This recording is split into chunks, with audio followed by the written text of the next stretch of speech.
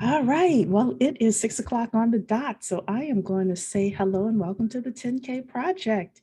Y'all know we are the largest community of investors who actively fund Black owned businesses. But today we're talking about investing or purchasing NFTs. And we have one of our 10K Project members here, Mr. Eric Spence, in order to talk about this, give us a little 101 on how to purchase NFTs. And also he's going to tease us with the NFT collection he's been working on. And we have the beautiful Talisha Shine here as well, who is our one of our tech gurus within 10K Project. So she's going to ask Eric some of the technical questions that I wouldn't think of. And I see Tawana here as well. So if she wants to pop on, she will ask some questions too. So first of all, Eric, welcome. Hey, welcome, Sheree, Tawana, Thank you. Talisha. How you doing? It's been a long time since we've had a chance to do one of these, so I am really been looking forward to this and excited to just connect again. It feels like old times once again. So, uh, Yes. yes, absolutely. Well, for anybody who doesn't know what the old times are, we used to be the leaders of Black blockchain consultants, and we used to talk every week about blockchain and blockchain. One of the derivatives of blockchain is NFTs. And one of the things we talked about was how you need a really good use case in order for blockchain to go mainstream. And Eric was the one initially within that group that brought tokenization to us, which thus led to NFTs. And I'm going to basically just toss it over to you, Eric. Tell us a little bit about yourself, why they call you the tokenization maximizer, the titan of Tighten tokenization, the king. Tell us about yourself and how you actually got involved with NFTs. Oh, you're fantastic. Thank you, Sheree. Yes, Eric Spence. For myself, I would say also, first and foremost, too, I have been in the music industry for about 20 plus years. I am currently still a music publisher. So, always from that point, I would say when it comes down to rights themselves and IP rights, that has always been, I think, there's been a primary driver for me. But as we look at NFTs and the digitization of IP rights, that is it in a nutshell. And one of the major things that I have always looked at when it came down to blockchain is the intersection of this, is all of the flexibility that we are then afforded when we apply the technology itself to already existing sectors and frameworks and that sort of thing. So that's it. And here we are right now, absolutely with NFTs. And of course, people, I'm going to tell you this, people like NFTs are fantastic because they are very polarizing. You see people have very strong opinions one way to the other. There are people who absolutely love them, and there are people who absolutely hate everything about NFTs for a myriad of reasons. And you know, some of those reasons you will have people will say, all I see is monkey pictures. Every time I go on, I'll go on Twitter and there's monkey pictures all over the place. And then they get even more irritated at seeing these monkey pictures because then they'll see, gosh, then the next thing I know, I'm looking at this picture and someone's telling me that it's worth $300,000. And I'm like, how? How is that possible? And why is that possible? And all of those sorts of things. So for me, this is one of those things that there are so many different nuances to this. And I will say, even for our group and for everyone speaking here, listen, one thing I will tell you, all of us as human beings can be very much, kind of very quick to kind of dismiss things and to kind of have confirmation bias. We see something and we immediately jump in with our judgment valuation over what that thing is or isn't. I would just tell everybody, if you could just do me one favor, just pause all of that. Just pause all of that for a minute and go on this journey with us, and then you'll be able to really see where things are going, how we kind of got to the point of where we are now, and also, more importantly, how you yourself can then begin to really take advantage of this really transformational shift that's happening in the digital world with NFTs. Well, as you were talking, all I thought is if I could buy the monkey picture for $300 and it'd be worth 300,000. I don't care. I know. I don't care how the valuation comes. Like if I could sell that and get real Bitcoin and real dollars. So I do want to have Talisha just come and introduce herself as well and tell everybody how you got into the blockchain space and anything with regards to NFTs. I'm Talisha Shine. Most of you know me as the 10K admin. I was also a founding member of Black Blockchain Consultants. So I've been in this space since 2016, 2017, rocking with these two people right here. And Black Blockchain Consultants really was about that educational aspect. And we did talk a lot about the practical applications. I thought we'd kind of beat that to death, but most people didn't want to, hear it. And now we're coming full circle. Some of the things, if you watch on our YouTube channel, we were talking about Web3 3 years ago, about the exact same thing that's happening. So it was very interesting to watch, what progression has happened specifically with the NFTs, because we talked about that in one of the episodes where we said what was going to be the adoption use case. And Eric said music and arts and entertainment. And it has come to full circle at this point.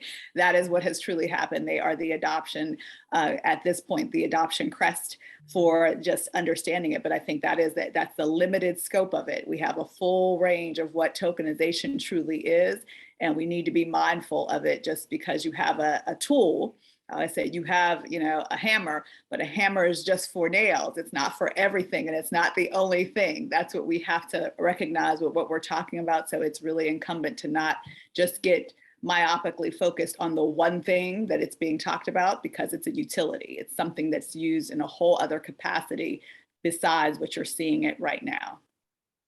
Totally agree. I mean, we get people every once in a while who are still asking about Black Blockchain Consultants and the weekly things. And one of the things that I will say is oftentimes we are left out of things when adoption is happening, when things, are early, and we're known as being consumers. And one of the things that gives me hope about NFTs, tokenization, crypto overall is we get to get in early. This is still early in the game. Would either of you like to talk about that? Well, I will say this is one of these things where, listen, I ask people also to pause, because as I just talked about, and I was specifically referring to Bored Apes, which people know is one of the most prominent NFT projects. If you haven't seen that, I'm sure you've seen the pictures in some sort of format. One of the things that happened is I remember us, Black Blockchain Consultants, I remember us in 2017 coming together. But I remember part of the conversation, if you remember, was, especially when it came down to Bitcoin, we were talking to people and they had invested in the Bitcoin very, very early too. Remember that? Like there are people who invested in Bitcoin when it was $20 and $30. Yeah, and 2013, of course, 2014, yeah. Right. And I remember we're kind of like, dang, you know what I mean? I had heard about it then. I wish I had bought some then. And then, remember at that point in time, Bitcoin at that time had ran up to a peak of like $20,000, right? Mm-hmm. But I remember there was a little bit of FOMO there, or whatever. And listen, I'm telling you this, for NFTs, the same way I talk about Bored Apes or any of the myriad of projects that are really at high valuations, like a CryptoPunks or Doodles or something like that, you can immediately kind of go, crap, I wish I had bought that when it was $200 or something like that. And then I would have been, I would have been really set. Well, I'm telling you this for now. What happened from that point to transpire? I mean, I'm just from Bitcoin to that point now. What happened? We had a myriad of other projects, all right, that presented themselves, that were created in between that time. And they presented amazing opportunities, financial opportunities for you to get in at very low floor prices and really see that upside of that. And I'm just saying that merely from an investing standpoint. I'm also saying from a creative standpoint too, in an entrepreneurial standpoint, they also presented opportunities for you as well to get involved in those projects and those sort of things, or create your own. Yeah. I'm telling you this, for NFTs, it's the same way going forward now. You haven't missed anything. You haven't missed a boat. The boat is really just now being created and being built. We haven't seen there are going to be so many opportunities now that are going to present themselves over the next coming years that I want everyone to kind of really prepare their mindset for that, because I know how it is. It's very easy. And listen, I do it myself many times. Like I remember, let me just tell you this story. I remember being in a Discord group with someone, and I hate to tell this story, but I don't care. I'm going to be transparent about this. And there was a young lady who joined in, okay? And she had just joined in. She was new to crypto, okay? And she was an artist in herself. And the Discord group was pretty much centered around just crypto interest enthusiasts and that, and talking about projects. And I remember for her going and saying, hey, I'm hearing about NFTs or whatever. Does anyone know about it? And listen, I'm gonna be honest, it was mostly dudes in there. So they were like really dismissive. We don't know anything about that or whatever. We don't really care. Yeah, I took my time with her. I was like, hey, hold on. No, NFTs are really legitimate. It's just this is what they're about. This is the premise behind them. And this is sort of thing. And she was really like, oh, really, thank you so much or whatever. She's like, where do I start? And I was like, giving her certain pointers and that sort of thing. I tell you the story because I remember this for her, just getting started, getting her feet wet. And then I remember her then, very early on, I saw her posting, about this project called Bored Apes. And it started off. And she bought like quite a few of them. And I remember looking at her going, okay, that's interesting. And now I'm gonna be honest with y'all, okay, transparent. The artwork, when I initially looked at the artwork, it didn't really move me too much. And I was like, it's kind of silly, it's kind of, or whatever, so and so. Let me tell you, man, that young lady went on, bought multiple Bored Apes. Of course, the derivatives came out of it, the mutant apes or whatever. And then, of course, we saw what happened just a few months ago with the ape token sale. I remember her saying she had $700,000 just in ape tokens alone, not even counting the Bored Apes. And I'm sitting here going, that was nice. What the hell? You're like, I taught you. Wait a second. Yeah, how did the student become the master? 100%. And she'll always say, thank you so much for, Thank you so much, Eric. Like, yeah, you're welcome. That's what I'm saying. But that's kind of one of the things. And this is literally like over a year and a half time of that. I'm telling you now, there are going to be myriad of these cycles that are going to present themselves over this decade. And for sure, this is a space now that you do want to be on. Talisha's always said this before, her as someone deeply enriched in tech innovations, you always want to be early in tech innovations, right? Cherie, you would always, remember when Black Blockchain Consulting, you would push that tech cycle with the ladders. Yeah, actually, let me pull it up now while you're. Right, yeah, and that's it. So here is one. Listen, within crypto, within blockchain, there will always be these trends that will happen. And then there will be trends within the trends and sub-trends within those that will happen that will continually present themselves opportunities. So this is one of those ones too, and I mean from an asymmetric upside. Think about it. Bored Apes initially minted for 0.08 ETH. And I think it was like $200 at that time. And the thing about that to go wrong, I looked at the other floor price the other day. It was 143 ETH. I mean, how much money is that? Look at that. Like for a $200 investment to go over $45,000, right? That's what this is. I think this is a perfect example of going from an investor side to a utilization, because a lot of people are saying, okay, I don't know how to invest, or I'm not going to invest. What does this really have to do with me on my daily life? Like, where does this really kind of come in? And I think this is where the other side of tokenization, because everything will have a level of tokenization to it. Even if you're not fully aware, that's where it's going to come. You're going to see it in different aspects of, like, you buy a house, the house is tokenized. You buy a piece of property or something else that now has the ability to be that fractional aspect to it. So the utility becomes not just in the investment, but how is it really functioning? How does this really work for me? And I know for me on the healthcare side, this is what we talk about incessantly about how to make your data more safe. We all know about data privacy. That's something that we've been, discussing for years and years, how horrible all the hacks are, how horrible it is that we have to get Facebook and, it takes everything from us, but never gives us anything back and can kick us off at any given point in time. We're having this whole conversation of who's leaving Twitter and who's staying on because of the recent, person who's buying it. What you want to know is how does that impact me? How does that, what I give into that, how my interaction, where do I place my time, energy, and even my words and thoughts and actions? How does that really work? That's where the NFTs come in. Because now that exchange can be put into something that gives you actual ownership. And that's really what it's about. A tokenization is truly a digital asset ownership right kind of arc that you're looking for. So when you go to these places, like, oh, okay, well, what's in it for me? You can now ask this kind of conversational question instead of just like, oh, I got to sign the terms of service and give you everything and you take everything from me. Now I want something back in return. And some of that utility comes in this form of tokenization through the NFT. You can take your stuff with you, or you can commoditize it and monetize it when you hit these different places, anywhere from your healthcare information to your latest tweet. That all can happen in this space.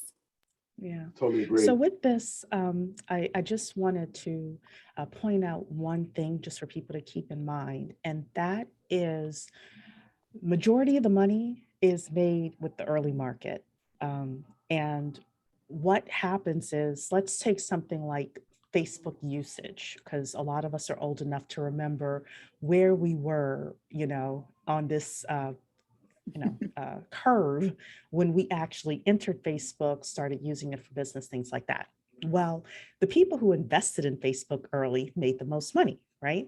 The people who launched their Facebook business groups, business pages, and really started working it early made the most money. They got the most followers. Same thing with TikTok, same thing with YouTube, etc. So we get to see practical uses of this. If you think about something that, 10, 20, 30 years ago, you watched this wave happen, ask who made the most money, who made the second biggest amount of money, who came in at the very end needing help being pulled in, and then who were the skeptics that are probably still never on, right?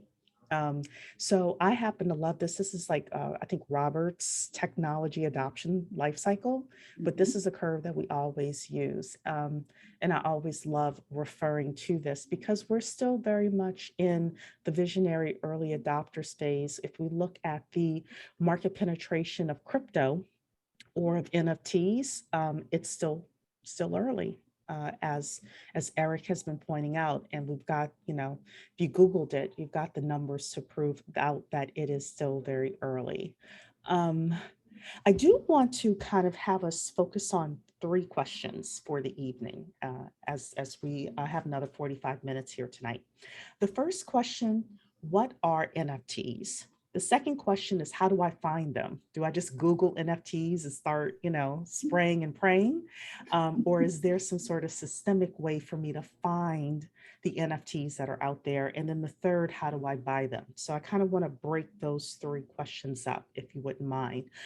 The first is, we've convinced people that they really need to get in the game, or at least start paying attention, but they still don't know what an NFT is. Either one of you, tell us what an NFT is. I'm going to tell you this very simple way. And listen, like NFTs stand for non-fungible tokens. Whenever we look at, like, let's just say a fungible token, a fungible good, like a Bitcoin, you have Bitcoin, I have Bitcoin, we can trade it back and forth. 1 Bitcoin equals 1 Bitcoin on the other side. For NFTs, we're going to take anything, and I do mean anything, within the digital sphere, and we are then going to code basically the ownership, the identity to that item onto the blockchain. So then I can take and I can trace back to whoever it is who owns that particular item. If it's Cherie, and there's a picture then on the blockchain, yeah, hey, listen, we can all go take it. And listen, we can all right click, save it, or screenshot it, or whatever the case is. But the actual ownership of that thing, we can actually trace it back to Cherie. And we have a verified way to be able to determine that Cherie is the owner of that particular image. Once again, Doesn't stop anybody else from going and taking it, right click, saving it, using it in that sort of that sort of way. But the actual ownership of it, that we can trace back, and that we actually have a way to be able to do this in the digital sphere. And I'll just Fantastic. add that Talisha? it can be more than just a picture. That's what it can Yes. be, anything. And more importantly, I think this is where we need to clarify, anything means that you have ownership of. So your own data, property, things that are tangible and intangible, just in a digitized form. So the NFT really is the wrapper that gives you ownership and provenance of that said asset that is contained within it. So just think of it as your receipt for whatever you have, but it's yours, showing your ownership of that, and that you have implicit control over that thing for any amount of time that you say that you need it to.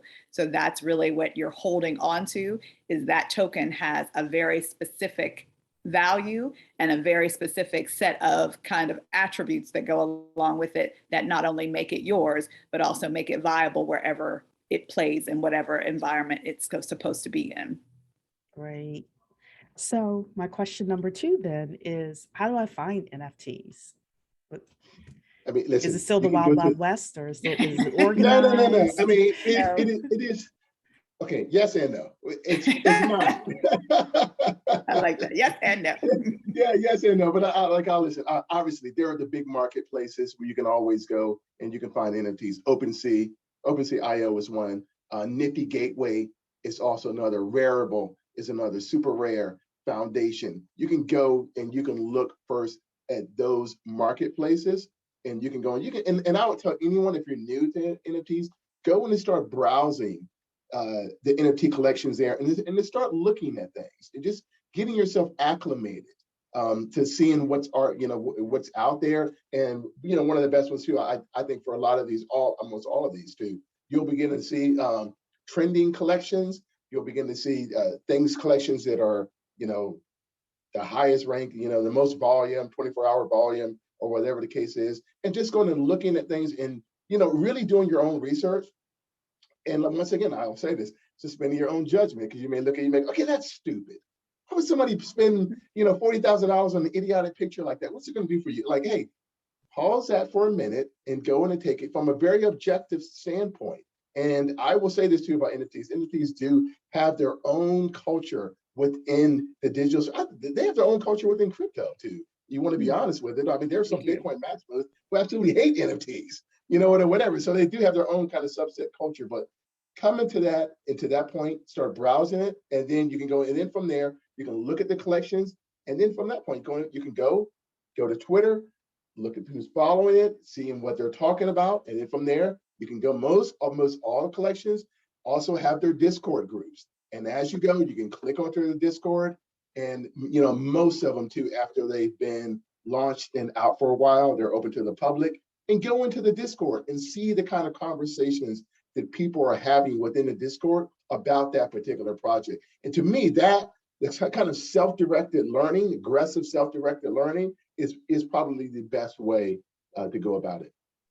Sub question before Talisha goes. Any Black-owned platforms? Platforms? No. Mm-hmm. There are a few that not owned in that way, but there's Black art, I would say, that is highly regulated to certain platforms. And again, that's how you have to really look at this. It's not for art just for art's sake. It's what you are interested in. So if there's the artist that you particularly want to find out about or whatnot, that's where you just go, your own general interest. I said, we have Google. Google's not going to go anywhere. When you go and you see, do they have an NFT collection? Where is it? We've spoken here. We've had Russell Simmons on the program. We've had Erica Alexander, each of them on 2 very different distinct platforms, different functionalities, because it's a different thing. So that's where you have to see, what are you interested in?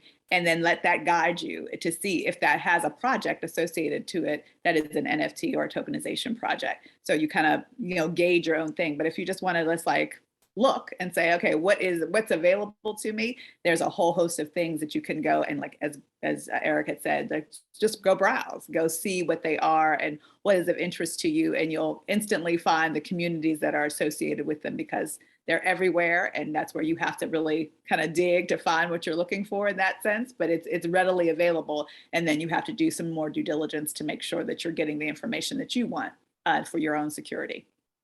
Absolutely. Perfect. And And Sheree, you then, know, you go threw ahead. that out kind of almost teasing because I was about to talk about, I was Go about to ahead. talk about our platform, but it's okay. Go That's what ahead. I'm about to Yeah, say. We have you some. could No, have. no, But no, no, no, no, before no, you we're do going to that, I save want that. Talisha to be able to respond to other places to find NFTs. I just want to make sure Yes. you were able to Yeah, answer I that question definitely that think way. you can, it's a full range of places to go to find the information that you're looking for. And if you don't find it, that's one of those wonderful things you could ask and say, hey, somebody's going to answer that question for you somewhere out in the, the wonderful interwebs for you to find and guide you through and direct you to Yeah. all kinds of sorted places that you may or may not want to be. Yeah. Well, before Eric talks about how to buy them and, talking about his platform, when we think about 10K Project, one of the things we have always talked about was Black people in front, you know, Yeah. white people, other people behind. And we see this continuously, where they will put up Black XYZ website, but you look at management, you look at ownership, there are no Black people on it. Or it's Jay-Z who says, I own, it was the Brooklyn Nets or whatever, and he owned like 0.5% of it, right? So I'm always conscious of us being able to own some of these as well, because I'll give PayPal as an example. With PayPal, every time you do a transaction, PayPal gets a fee, right? They get the toll, no matter who's buying, who's selling on the PayPal platform, whether you like them or you hate them, when you do business with them, they're making money on both ends, right?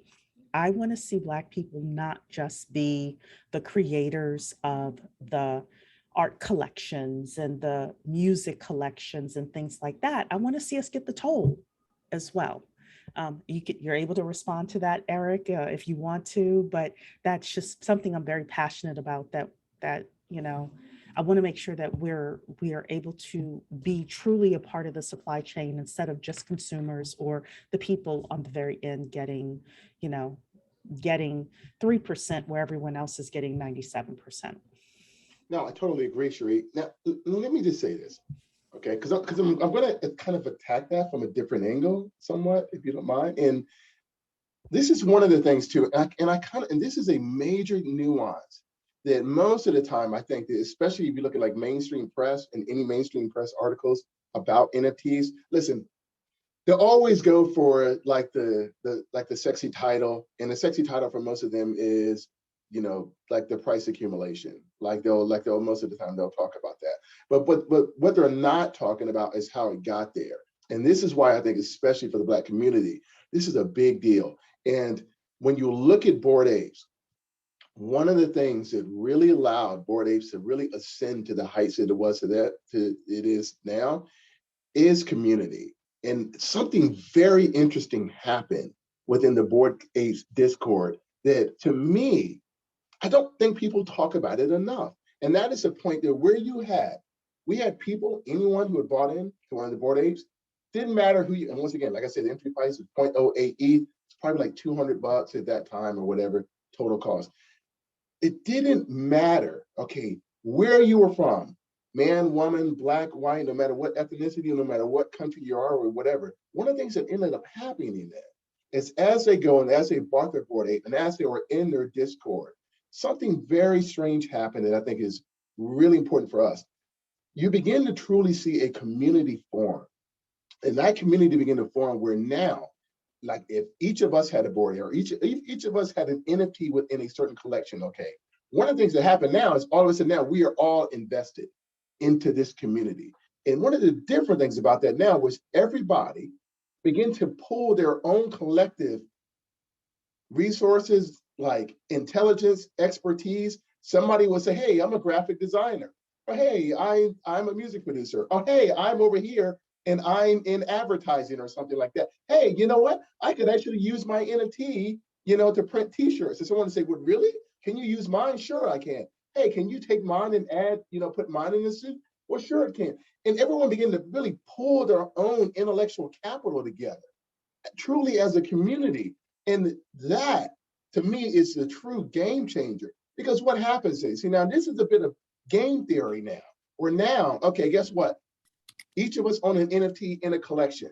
Okay, so here's Eric over here. I own an NFT. It's in, it has similar characteristics as yours. We're on the same collection. Guess what? I start doing things that make my NFT much more valuable because then I start doing stuff. What happens now? Now you get the benefit of that.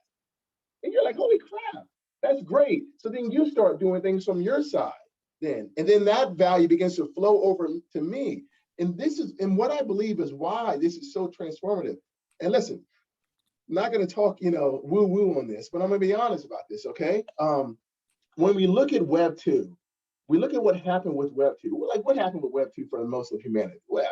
Did we all come together and get better all of a sudden as a human race on Web 2? Or we get It depends on who you're talking to. I and know, what but day. I would say for the most part, right, we pretty much got even, more divided, no matter what you are, even within our own community, right? There's so many different splinter cells, even with us or whatever, we got more divided on a bunch of points.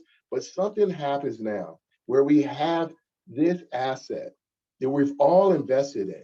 And if something happens very different, and that is, we begin to kind of look, we may still have those same differences that we have, but we begin to kind of put them to the side just as we are working on this one thing together. And that to me is truly magical. And that becomes part of the transformative effect of why many of these NFTs begin to accrue the value is when you go and you look into the Discord, you'll see people really co-creating with one another together. And they can be on opposite sides of the world, and whatever the case is, they can be probably divided, even politically. But for some reason, when they're in the Discord and they're talking about the NFT collections that they're in, those kind of things aren't really coming up. And they're much more focused on what they can do in pooling their resources together to, make whatever NFT collection they're in more valuable. And that to me is something that we haven't really tapped into yet. And as we begin to tap into that, that does have massive potential to really affect and have a lot of change that we've never seen happen before. And that's one of the things that I'm most excited about. And to see that, let's think about that. We only have a very, very tiny percentage of people that are in NFTs. Okay, well, what happens when we have more people? And you guys remember I used to use this term about collective genius. What happens when I have more Black people across the spectrum that then begin to pool their resources together? Because now, you know what?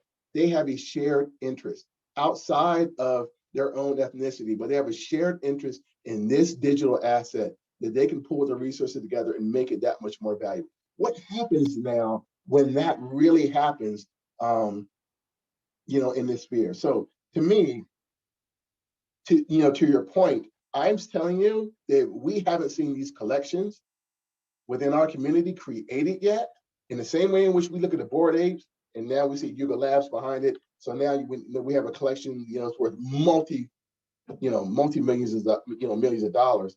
What happens now when we create these collections that do that for us? That has the potential to be truly game changing for us. Great. Felicia, you want to say anything before we move on to the next question? Put a African Digital Art Network, that's an NFT marketplace, in the chat for people to see that one. And that kind of goes along with what Eric was saying. When we do the collaboration of collective genius, this is where it comes together. We need a place to go. Mm-hmm. And then this is where the NFT, you have to find community. And I always refer to this as the back to the future. When we began the internet way back almost 50 plus years ago, the internet was really created by community resources. You had forums and chat boxes and, billboards, those type of things where people were just putting things out there like, hey, who is in this ethos? And this is what I'm interested in. How do you feel about this? And people gravitated and kind of formed these little groups unto themselves that ended up being certain aspects of things. Like that's where the technology truly came into and evolved into the MySpaces of the world and the Facebooks. We had those collective communities and people really wanted to figure out how to monetize them. It just so happened that big business came and was that person who kind of took it and was like, we know how to do it better than you do, and we are going to do it and then make you give us everything for that. So now we're seeing a little shift in the sense that ownership has now come up.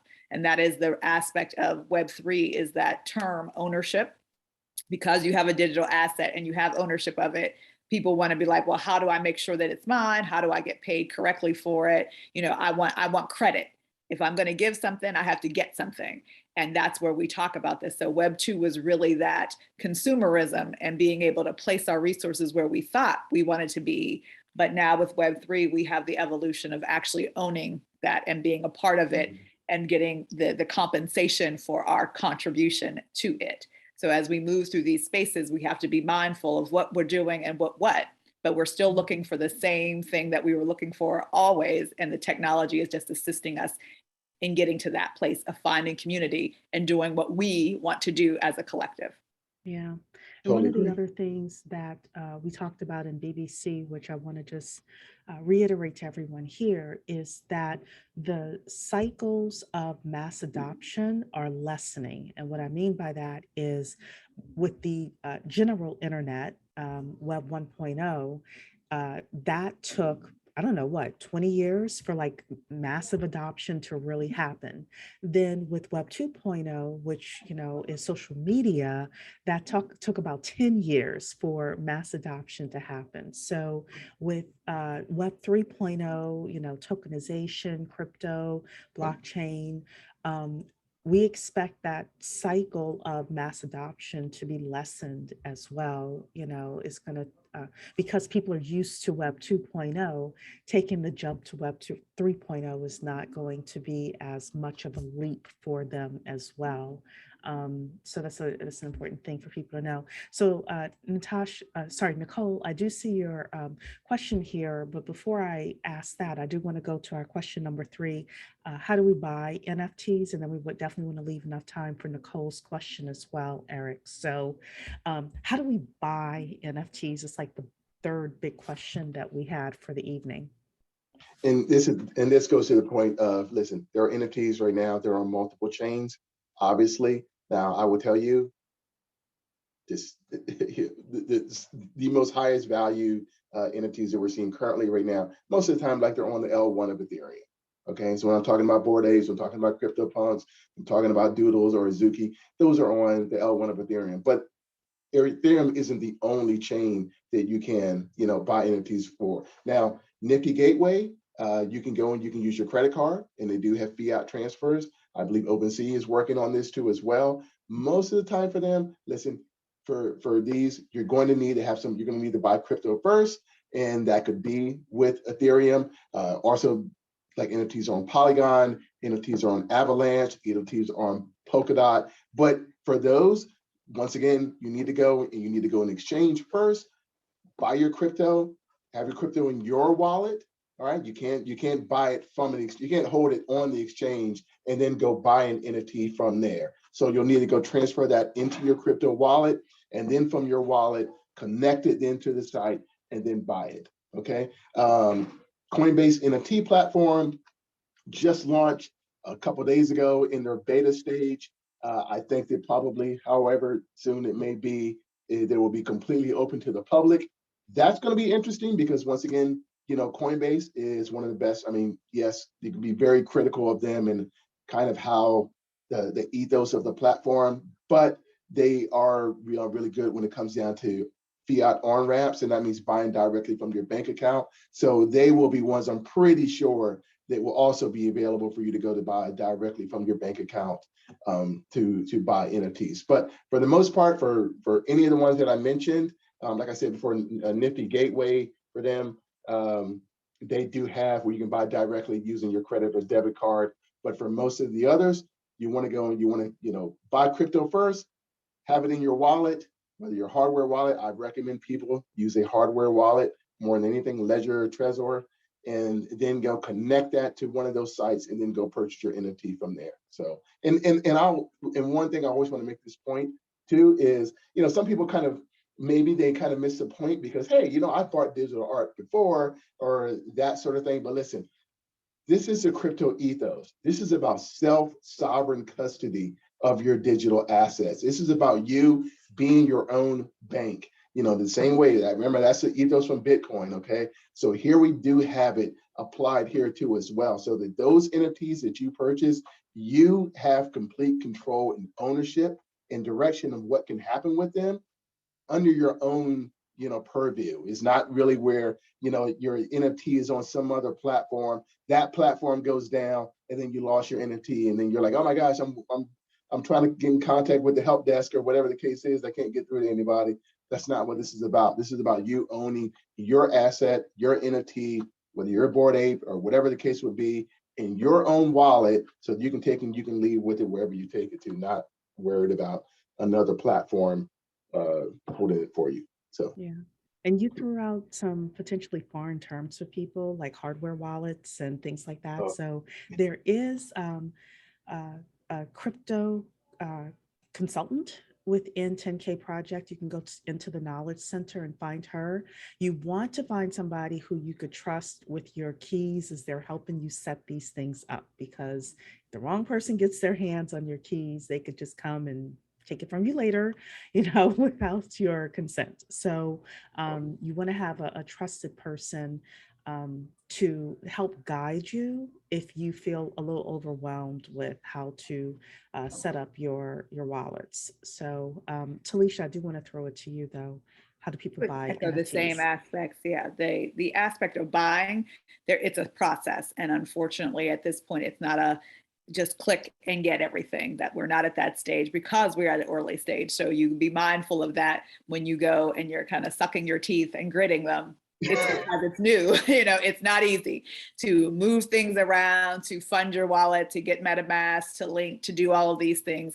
It is cumbersome. So you do need to be very cautious.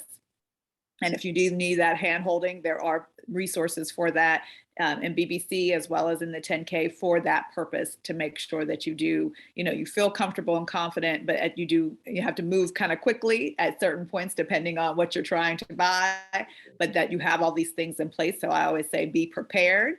If you're thinking about it, just go out, get yourself a wallet, redo that research first, because this is the step that you need before anything else. So these are the preconditions before the purchase. You get yourself a wallet, whether it be a hard wallet or a hot wallet, and make sure you can have that funded. You feel comfortable and confident about that. Then you do your research into what you want to buy. Then you move on to the actual purchase of that, which, like I said, can be a little bit tedious, but it's the process, and we're always here to help you. Yeah.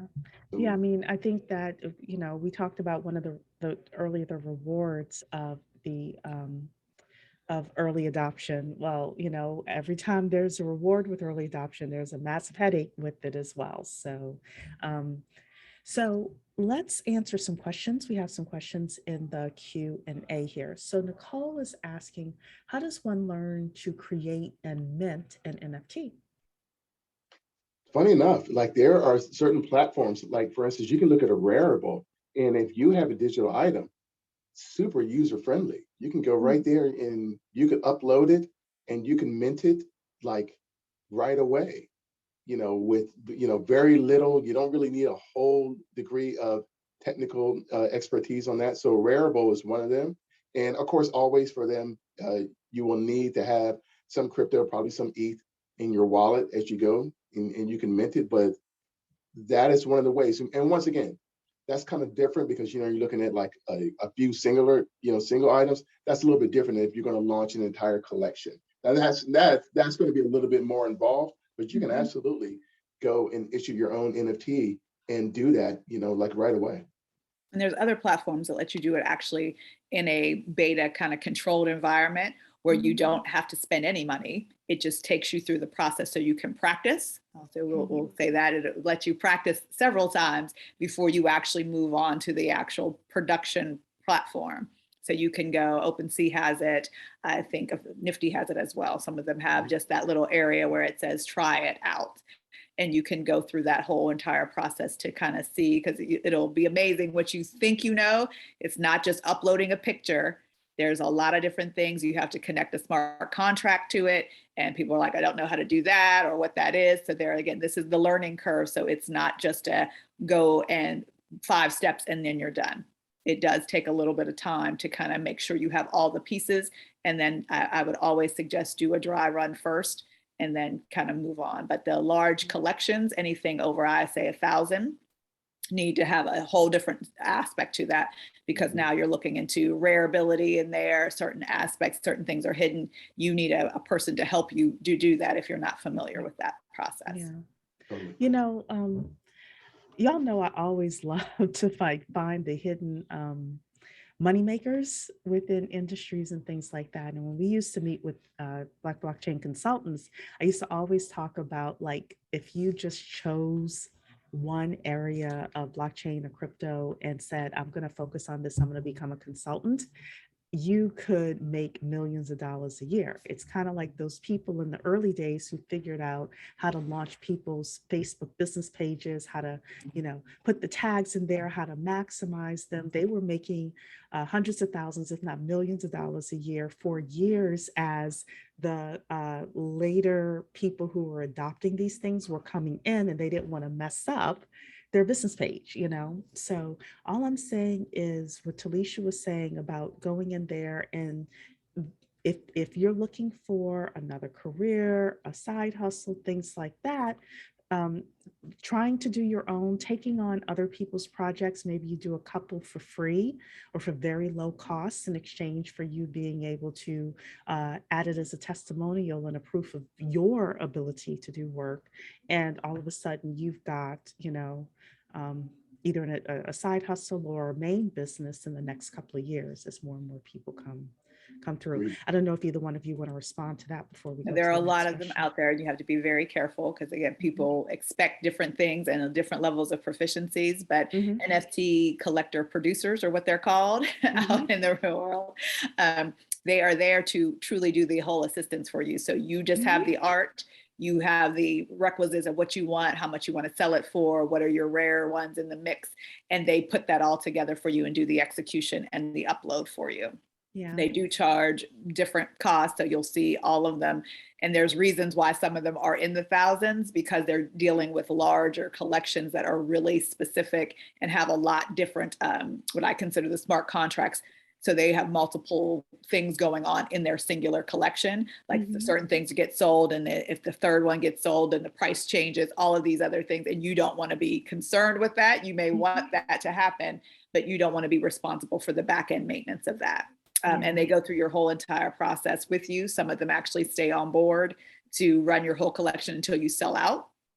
And some of them are just, I'll put it up there. Good luck to you. Peace out when it's up.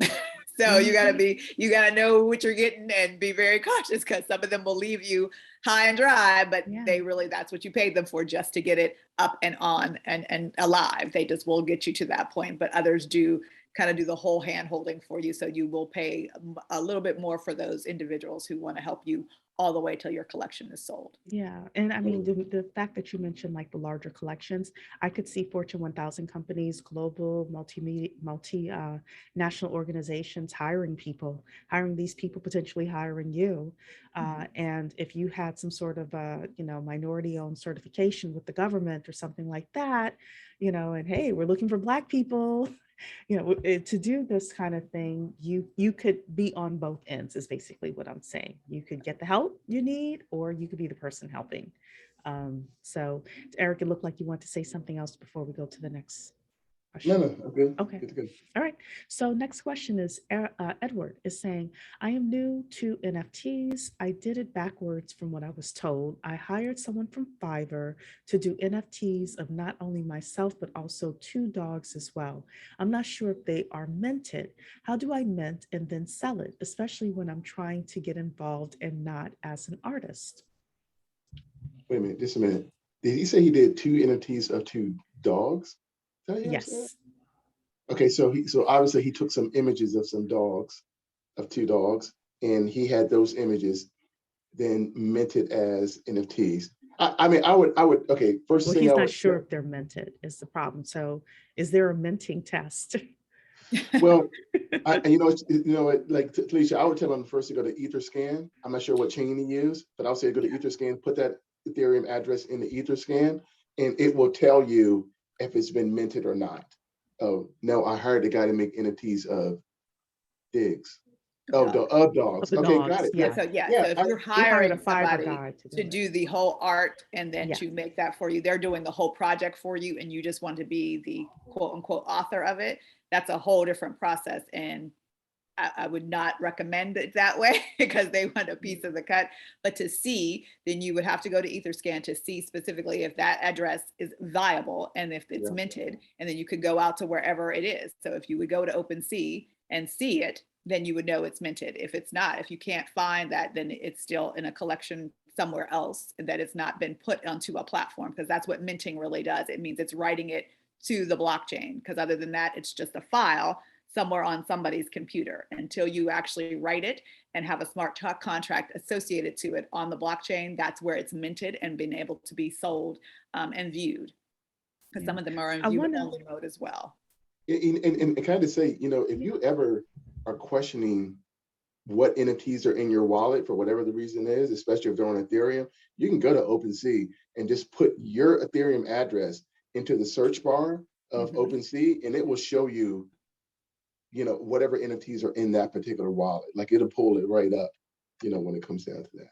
Yeah, where you'll have to check to see if they are minted. Like I said, we don't know what your address is for you, but you have to verify that though they are, again, they could be made, but they could just be simply, again, a file somewhere. Unless they are written to a blockchain, that is when the mint process, you will see them in some viewable aspect on a different platform. If you're unable to go to any of the platforms and see them, then it's not minted. Yeah. I want to go to Bernard in the chat. This seems very complicated. I want to say one thing as the least technical person in this trio of boxes here. You're not going to get it the first time you hear it. You're not going to get it the second time you're going to hear it. Most likely, it's probably going to take you time of listening over and over again. I would say there are no real experts in cryptocurrency. Everyone's still pretty new to it. Blockchain, everyone's still pretty new to it. My suggestion would be to accept being overwhelmed, know that everyone is overwhelmed, and just continue to ask questions, continue to listen to people, and all of a sudden you'll start picking up the terms, you'll start picking up the information, and you'll be able to move forward. I do, Eric and Talisha, want to toss this to you because a lot of people may feel overwhelmed right now as you all are talking. I would say this is not a technical, that's why I want to make sure there's a technical conversation about it, and then there's a practical application. Like, you're not a person who codes, but you use the computer every day, right? So there are people like me who code. I know the back end of every website because I can code that.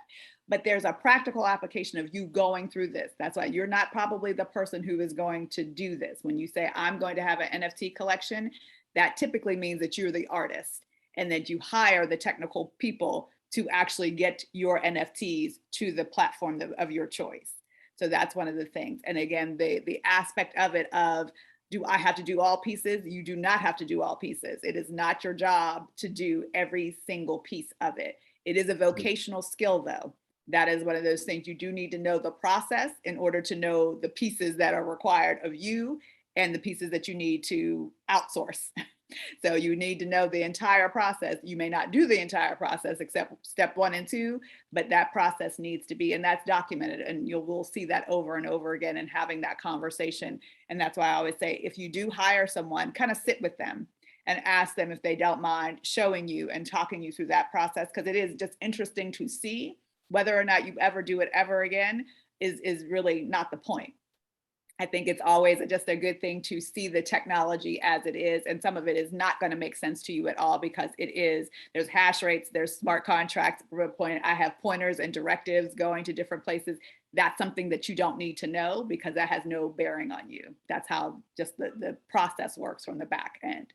So I would say just take it slow. If you know you want to buy as a consumer, all of this is irrelevant to you. You just need to know what you want to buy. Is that the right price? And does it speak to you?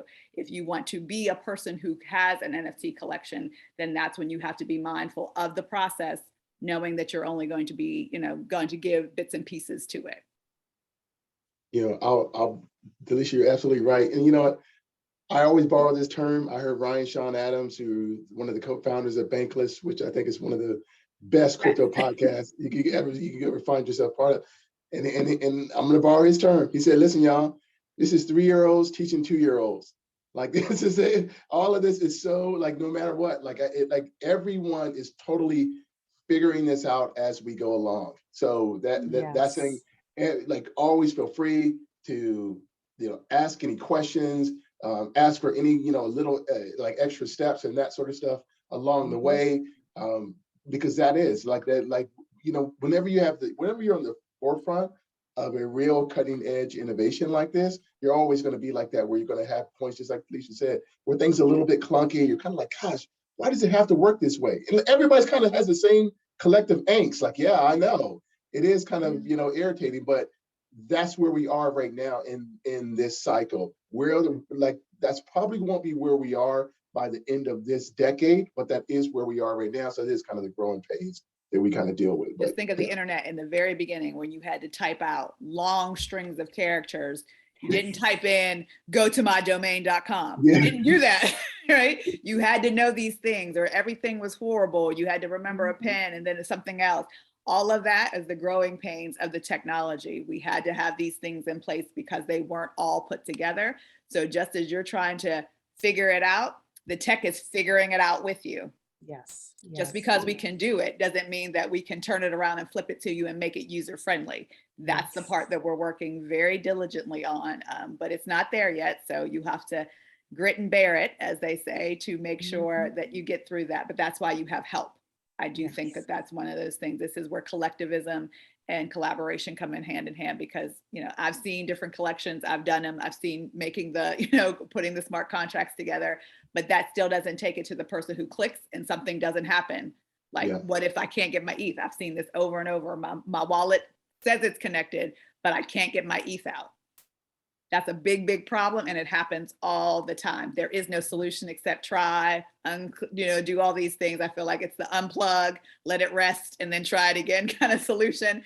But these are the things that we're all working through. So don't feel discouraged. Just know that you do have to have a little more persistence.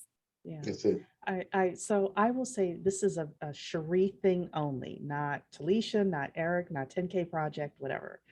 I cautiously don't listen to Gary Vee or Elon Musk. And again, I'm just saying this for me. Anytime they open their mouth and like say anything, predict anything, I'm like, okay, moving along, right? I pay attention, but I don't believe them. And it doesn't necessarily mean that what they're saying is true or not true.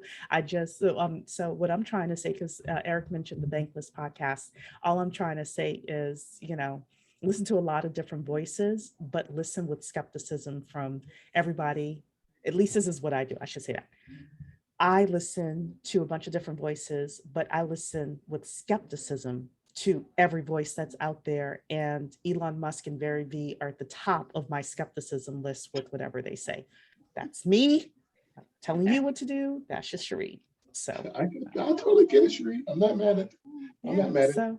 We got I know the limitations of tech, so I always say, I hear what you're saying. That's not what we do. Like that's like there are certain limitations that the tech, you can tell me. I always say this is the marketing versus the true tech. We can market anything. You can tell me it does my dishes and sends my child to school and all that wonderful thing. I understand that if I can't program it, if I can't figure that out, what language you're using, why are you using it, then it doesn't work. Yeah. And until you show me that it can work, I'm going to say no. It's really a cut and dry thing from the tech, because the tech has limitations. I know people don't think that, but it actually does. And we're trying to overlay certain things that don't work. And this is the only issue where people are trying to take our current systems and overlay them. And this doesn't always work in this system. We have centralized systems that aren't decentralized. You just can't make them decentralized because you want them to be. You can't just make it what it is. We have very specific protocols. We have very specific limitations to what we're trying to do. That doesn't mean that that's not the goal, but where we are right now, we're not over there. And this is just like potential.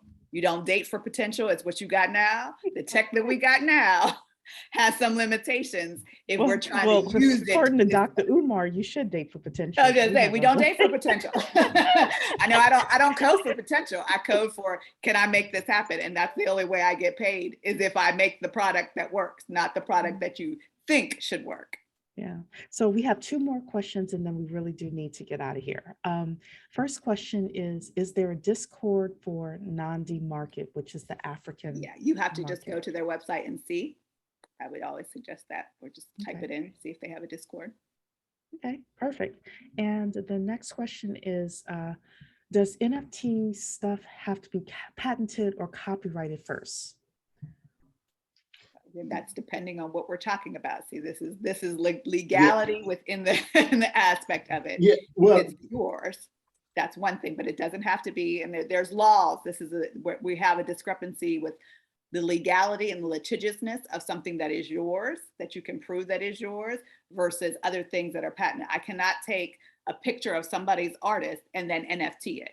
It's right, not mine, exactly, even though I exactly. own the card, I own the artwork, I even own the vehicle, but it's still not mine in that sense. So you have to watch what you're NFTing, and that's the verb, rather than the product that you're actually producing. So if it's an original work, that's yours, and it doesn't need to be patented or anything else because you can prove that it is yours. But if you are taking something else that is you have ownership of by purchase and using it, you are not, that will cause some issue, and you can actually definitely have some litigious action happen because the original owner of the artwork can come back and sue you. Yeah, Exactly. so, Exactly. okay, wrapping up, Talisha, final thoughts, final words. I think this is a great space. We've had this conversation several times over and over again. And I think that's what you have to listen to it over and over again. But that there are some potentials here from an investment side, from a consumer side, and as truly as an individual living in the Web3 space. We're moving there quickly. So it's not incumbent upon you to know everything. Just understand that the things that you want, how do you want them presented to you? You do have a voice in this process, whether you choose to create or not in that way or invest. These are the collective things that we're changing the way we do things. And it's really good for you to take that pause and say, hey, I would like it customized to this, because that's where everything happens, in that level of customization, and it's yours to have. Yeah. Eric, final words? I know. I mean, I just believe that this is truly one of the greatest applications that we've ever seen, and it's going to take place over the next decade. And I truly believe that from the heart. One of the things too, I think a chance to touching on. Next time I come back around, I'll talk about a little bit more.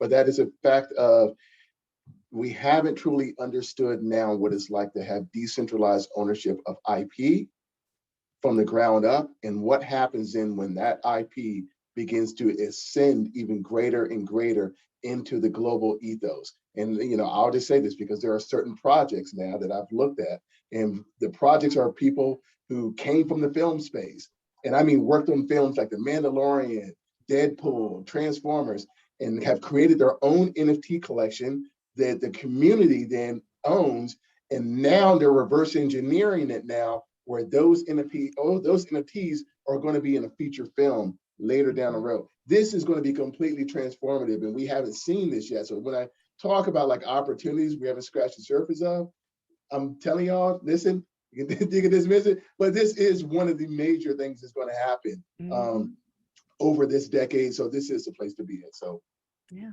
absolutely.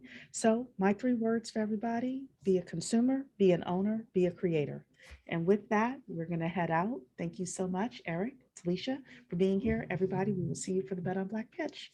Take care. Good Bye. night. take care, everybody. Have a good night.